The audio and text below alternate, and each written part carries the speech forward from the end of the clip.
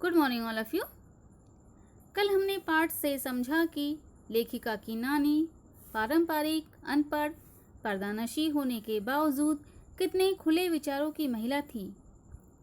उनके मन में देश की आज़ादी के लिए इतना जुनून था कि उन्होंने अपनी बेटी की शादी ऐसे व्यक्ति से करने की इच्छा रखी जो देश के आज़ादी का हिस्सा बना था। लेखिका की माँ बहुत ही नाजुक, खूबसूरत, नज़ाकत, गैर दुनियादारी के साथ ईमानदारी और निष्पक्ष व्यक्तित्व की महिला थी। चलिए अब लेसन आगे रीड करते हैं। मैंने अपनी दादी को कई बार कहते सुना था। Page number 16, first para. मैंने अपनी दादी को कई बार कहते सुना था, हम हाथी पे हल ना जुतवाया करते, हम पे बैल है।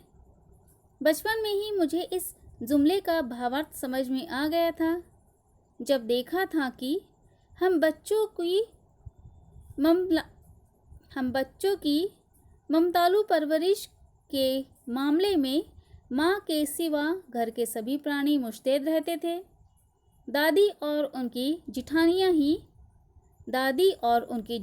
ही नहीं, खुद मर्दजात पिताजी भी। दादी और उनकी जिठानियाँ ही नहीं, खुद मर्दजात पिताजी भी। चलिए लेखिका क्या कहती है देखते हैं। लेखिका यहाँ अपने घर के बारे में और माँ के बारे में बता रही है। वह कहती है कि मैंने कई बार अपनी दादी से सुना था कि हम हाथी पे हल ना जुतवाया करते, हम पे बैल है। अर्थात ज़रूरी नहीं कि बच्चों की परवरिश माँ ही करे, घर के लोग भी कर सकते हैं। यह कहावत लेखिका को बचपन में ही समझ में आ गई थी, क्योंकि उनके घर में बच्चों की परवरिश उनके माँ के अलावा दादी की जिठानियों ने और खुद पिताजी ने भी की थी।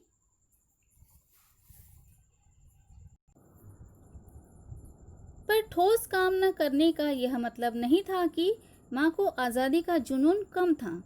वह भरपूर था और अपने तरीके से वे उसे भरपूर निभाती रही थी।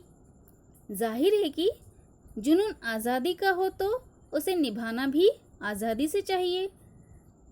जिस से पूछकर उसके तरीके से नहीं, खुद अपने तरीके से।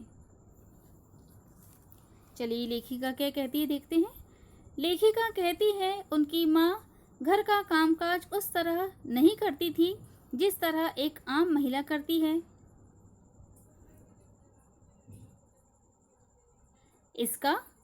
इसका मतलब यह नहीं कि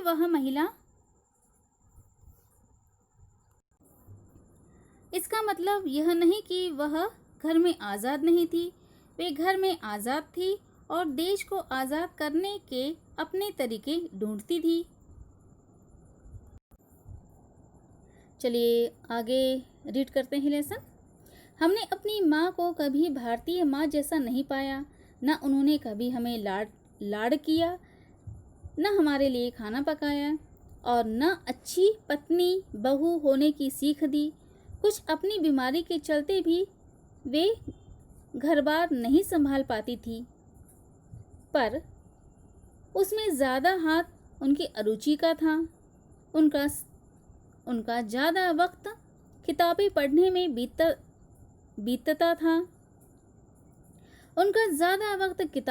में बीतता था। बाकी वक्त साहित्य चर्चा में या संगीत सुनने में, और वे ये सब बिस्तर पर लेटे लेटे किया करती थी। फिर भी जैसा मैंने पहले कहा था, हमारी परंपरागत दादा दादी या उनकी ससुराल के अन्य सदस्य उन्हें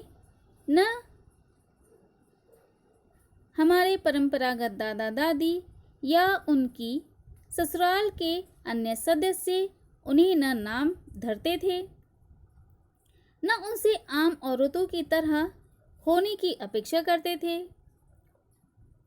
उनमें सबकी इतनी श्रद्धा उनमें सबकी इतनी श्रद्धा क्यों थी, जबकि वह पत्नी, माँ और बहू के किसी प्रचारित कर्तव्य का पालन नहीं करती थी।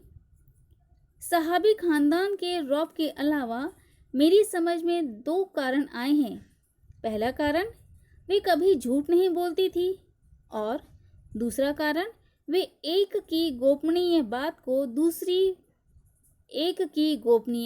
को दूसरे पर जाहिर नहीं होने देती थी। चलिए लेखिका क्या कहती है देखते हैं। लेखिका ने अपनी माँ को कभी भारतीय माँ जैसे नहीं पाया, जैसे सभी माएँ अपने बच्चों के लिए करती है, वैसे उन्होंने अपनी माँ को करते हुए कभी नहीं देखा।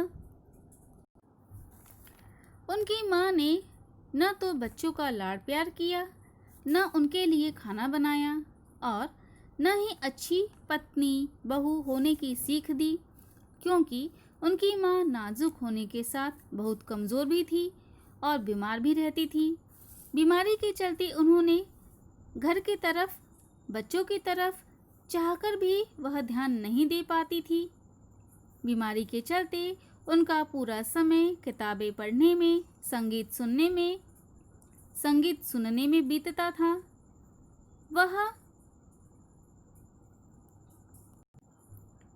वह यह काम बिस्तर पर लेटे लेटे करती थी। लेखिका के दादा दादी व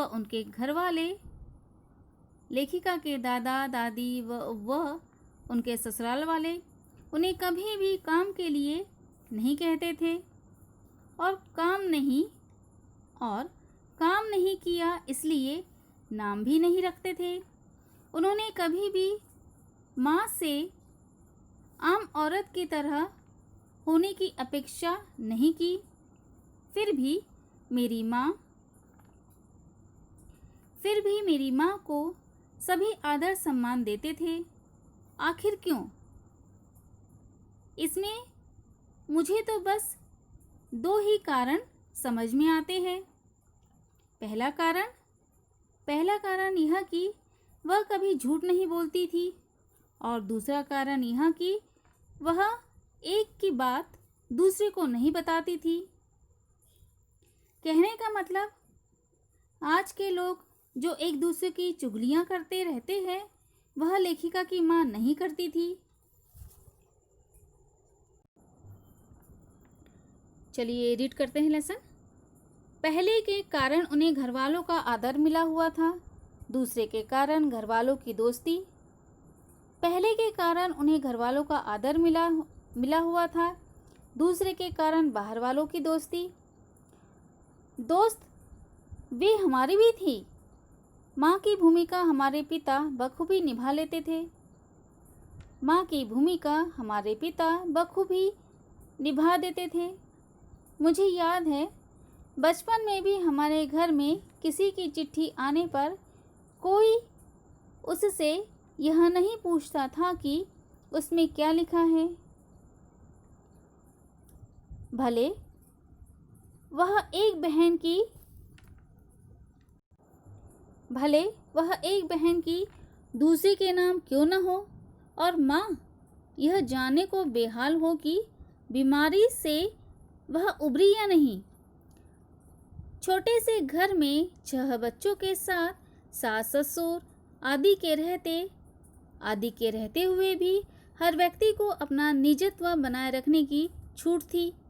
इसी निजत्व बनाए रखने के छूट का फायदा उठाकर हम 3 बहनें और छोटा भाई लेखन के हवाले हो गए। चलिए लेखिका क्या कहती है देखते हैं। लेखिका कहती हैं, मेरी माँ के झूठ न बोलने के आदत के कारण घरवाले उनका आदर सम्मान करते थे, और दूसरे कारण के वजह से वह बाहर वालों की दोस्त बन चुकी थी। दोस्त तो वह लेखिका और उनके भाई बहनों की भी थी, लेकिन माँ की भूमिका उनके पिताजी ने बहुत अच्छी तरह निभाई, ऐसा लेखिका कहती है। लेखिका कहती है कि ऐसा लेखिका कहती है उनके घर में स्वतंत्र और अच्छा माहौल था। अगर किसी की चिट्ठी आए तो दूसरा उससे यह नहीं पूछता था कि किसकी चिट्ठी है, क्या लिखा है। हम बहनों के बीच भी यही माहौल था। हम एक दूसरे की चिट्ठियाँ नहीं पढ़ते थे।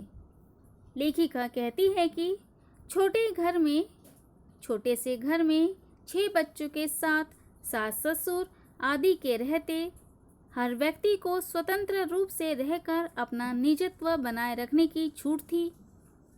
इसी निजता का फायदा उठाकर हम 3 बहनों ने और छोटे भाई ने लेखन कार्य करना शुरू कर दिया, राइटिंग करना शुरू कर दिया था।